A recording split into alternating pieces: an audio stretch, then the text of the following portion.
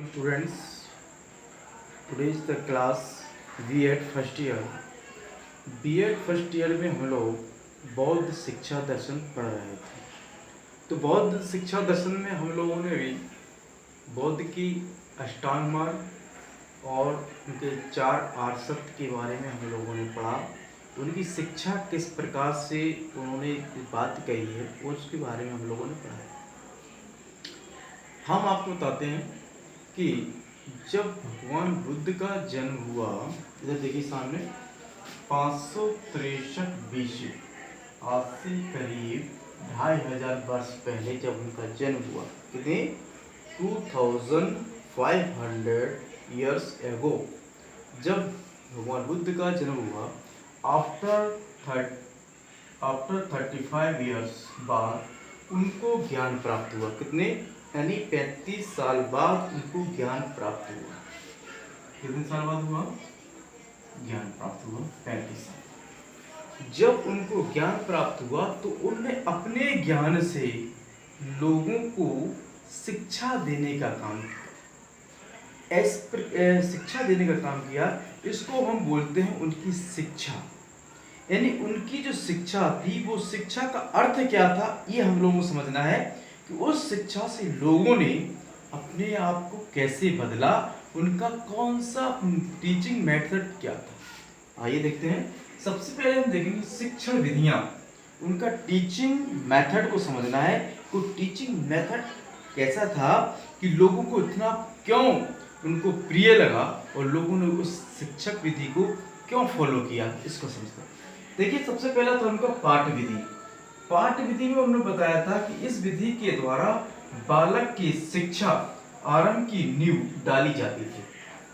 पाठ विधि क्वेश्चन आता है कि पाठ विधि क्या है, तो इसमें यह आपको समझना है, आंसर आपको देना है कि इस विधि में बालक को जो फाउंडेशन, जो नींव है, यानी उसका दाखिला किया जाता था। इसमें वाचन यानी बोलना और लेखन, लिखने की दोनों को काम सिखाए जाते थे। द्वारा वर्णमाला, अंक और अभ्यास कराया जाता था। इस विधि में गुरु और बालक चंदन की पट्टिका, चंदन की पट्टिका मतलब स्लेट पर वर्णमाला अंक सिखाते थे। क्या सिखाते थे? वर्णमाला के अंक सिखाते थे। ये इत्सिंग के अनुसार, इत्सिंग जो है, जो चीनी यात्री है, उसने इसका व्याख्यान किया है। किसने किया है? चीनी यात्री के अनुसार बौद्ध वर्णमाला, जो बौद्ध वर्णमाला थी उसमें कितने अक्षर पता है? क्वेश्चन आ सकता है कि बौद्ध वर्णमाला में कितने वर्ड थे, तो आपको बताना है कि 40। कितने थे? 40। ये आपको क्लियर करना है। समझा आपको? 40। दूसरा उनका था उपदेश या प्रवचन या व्याख्यान। एक ही शब्द है, उपदेश, प्रवचन, व्याख्यान, सभी का एक ही अर्थ है। इस विधि के द्वारा गुरु और शिष्यों को उपदेश दिया करते थे। क्या करते थे? जो गुरु थे वो शिष्यों को उपदेश दिया करते थे और प्रवचन द्वारा शिक्षा दी जाती थी। आज आप देखते हैं कहीं भी आप, जैसे कि मान के चलिए हम गुरुकुल जो शिक्षा है या कहीं भी होता है कि कहीं गुरु क्या करता है, बच्चों को प्रवचन देता है, व्याख्यान करता है, उसके माध्यम से भी हम लोग शिक्षा सीखते हैं।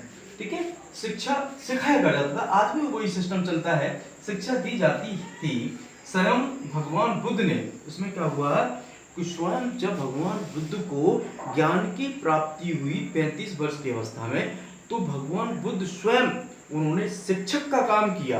क्या काम किया? उन्होंने स्वयं शिक्षक का काम किया। जो उनके 5 मित्र थे, कौन थे? 5 मित्र थे। उनको सबसे पहले उन्होंने सारनाथ, मैंने आपको बताया था सारनाथ का दूसरा नाम क्या है? ऋषिपदनम।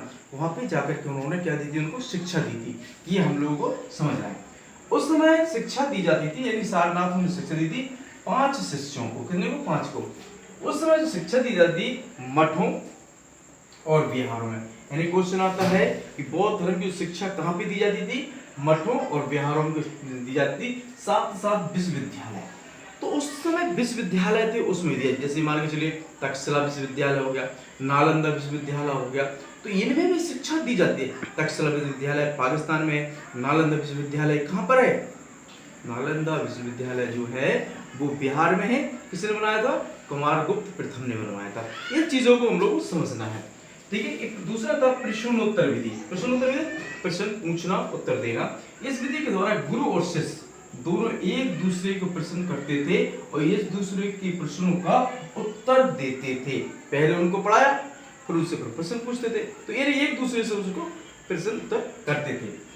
चौथा था संगोष्ठी विधि। संगोष्ठी विधि का मतलब क्या है? बौद्ध शिक्षा में संगोष्ठी विधि का प्रयोग उसकी एक विशेषता रही है। आज भी जब तक जो बौद्ध धर्म रहा है भगवान बुद्ध का, जब उन्होंने 80 साल की उम्र में कुशीनारा में अपना महापरिनिर्वाण हुआ, उनके प्राण गए, तो उन्होंने देखा कि बहुत से उनके संघ था। संघ मतलब संगोष्ठी थी, और संगोष्ठी के हिसाब से वो अपने काम करते थे, शिक्षा देते थे। विशेषता रही है इसमें गुरु और शिष्य को विभिन्न समुदायों में विभक्त किया जाता था। विभिन्न समुदायों में किया जाता था, विभाजित किया जाता था तथा इसमें कम से कम 5 या 6 शिष्य हुआ करते थे। कितने हुआ करते थे? 5 या 6 शिष्य हुआ करते थे, और एक दूसरे को शिष्य हुआ करते थे। मतलब इसमें क्या, एक ग्रुप बांट दिया जाता है, समुदाय बांट दिया जाता था, और एक समुदाय में क्या 5 या 6 लोग शिक्षा ग्रहण करते थे, यानी 5 या 6 शिष्य और एक ग्रुप। तो इस प्रकार से वो एक समुदाय बन जाता था और उसमें शिक्षा का काम होता था। पांचवा हमारा है उपमा विधि। उपमा विधि का इस विधि को उदाहरण विधि भी कहा जाता है। ठीक है, ध्यान रखना है। जैसे उपमा विधि आ जाता है और कहीं उदाहरण विधि भी लिखा हो तो दोनों का एक ही अर्थ है, उदाहरण विधि। उपमा विधि का अर्थ क्या है? दूसरा नाम क्या है? उपमा विधि। इसका प्रयोग उदाहरण देकर विषय को और विधि स्पष्ट करने के लिए कहा जाता था। यानी हमने किसी, जैसे कि मान के चलिए मैं आपको दर्शन शास्त्र पढ़ा रहा हूँ, क्या पढ़ा रहा हूँ? इंडियन फिलोसफी पढ़ा रहा हूँ।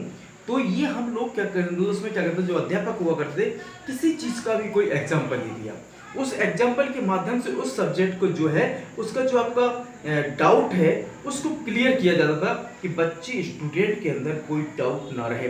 जैसे कि मैं आपको बताता हूँ कि जैसे कि जब गैलीलियो ने कहा कि पृथ्वी गोल है, तो लोगों ने क्या किया, ये तो पृथ्वी माता का अपमान कर रहा है, उसकी आंखें फोड़ दी। आंखें फोड़ दी।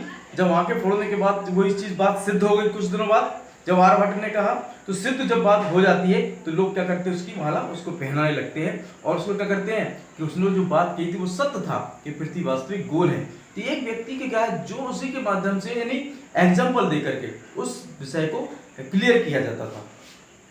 दूसरा लास्ट हमारा है स्वाध्याय विधि। क्या है? स्वाध्याय विधि। स्वाध्याय विधि का अर्थ है आत्मा के लिए हितकर शास्त्रों का अध्ययन करना। यानी इसमें क्या था कि जो हमारी मन है, आत्मा है, उसको ऐसे शास्त्रों का ज्ञान कराना है जिससे कि हमारी आत्मा जो है उसको क्या, मन में शांति मिल सके और हमारा जीवन सही तरह से सत्य मार्ग पर चल सके। इस प्रकार से शिक्षा ग्रहण कराई जाती थी बौद्ध धर्म में। ये बौद्ध धर्म का जो पाठ्यक्रम था, ये शिक्षण विधियां थी, इस प्रकार से शिक्षक विधियां दी जाती। एक बार आइए हम लोग दोबारा उसको समझते हैं। पाठ विधि, पहला कौन था? पाठ विधि। दूसरा कौन था? उपदेश या प्रवचन या व्याख्यान विधि। उपदेश या प्रवचन या व्याख्यान विधि सब एक ही है। तीसरा हमारा क्या है? प्रश्नोत्तर विधि। चौथा हमारा क्या है? संगोष्ठी विधि। पांचवा हमारा क्या है? हमारा उपमा विधि। और छठवां क्या है? हमारा साध्यवाद विधि। अगर मान के चलिए आपके क्वेश्चन में आता है कि बुद्ध धर्म की शिक्षण विधि बताइए, तो बुद्ध धर्म की जो शिक्षण विधियां हैं, आप इसको 5 पॉइंट में आप इसको लिख सकते हैं। आपको पूरे नंबर मिलेंगे। जो आपको लिखाया जा रहा है इसको समझना है।